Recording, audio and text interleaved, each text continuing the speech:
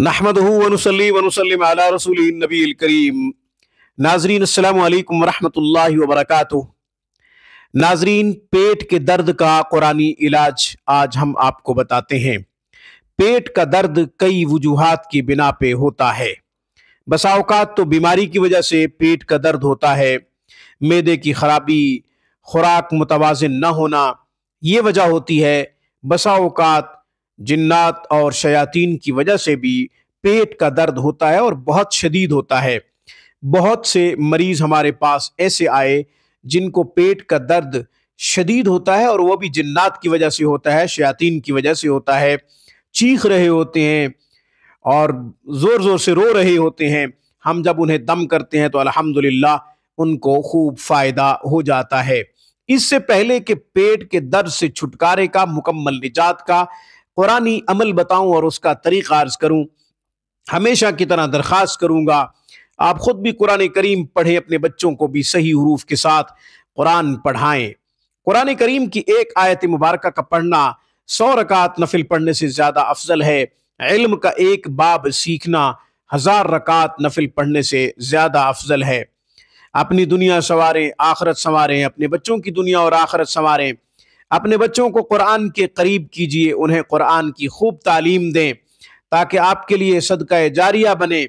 हम खुद तो नहीं रहेंगे, औलाद जब नेक आमाल करेगी तो हमें सवाब पहुंचता रहेगा।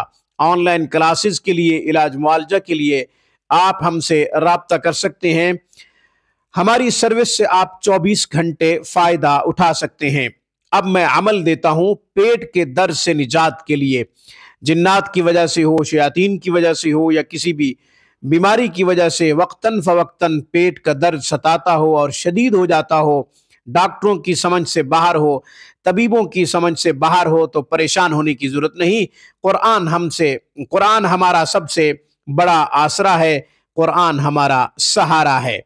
सूरह साफ़ात की आयत नंबर 47 का इंतखाब किया है। इसे 11 मरतबा पेट पे हाथ रख के पढ़ें। अगर खुद पढ़ रहे हैं तो पेट के ऊपर हाथ रख के पढ़ें। इंशाअल्लाह पेट के दर्द से चंद मिनटों में निजात मिल जाएगी, कुछ ही देर में छुटकारा मिल जाएगा। और अगर आप खुद पढ़ना नहीं जानते तो किसी से कह दें कि वो आपको पानी पे दम कर दे या नमक पे दम कर दे या किसी भी चीज़ पे दम कर दे, आप वो खा लें, पी लें, इंशाअल्लाह पेट का दर्द ख़त्म हो जाएगा। वो आयत मुबारका ये है, ला फीहा गौलुन वला हुम अन्हा युनज़फून, आयत नंबर 47 सूरह साफ़ात। ये अमल तब तक जारी रखना है जब तक पेट के दर्द से मुकम्मल छुटकारा न मिल जाए। आज की गुफ्तगू में बस इतना ही। अक़ूलु क़ौली हाज़ा व अस्तग़फ़िरुल्लाह व आख़िरु दावाना अनिल हम्दुलिल्लाहि रब्बिल आलमीन।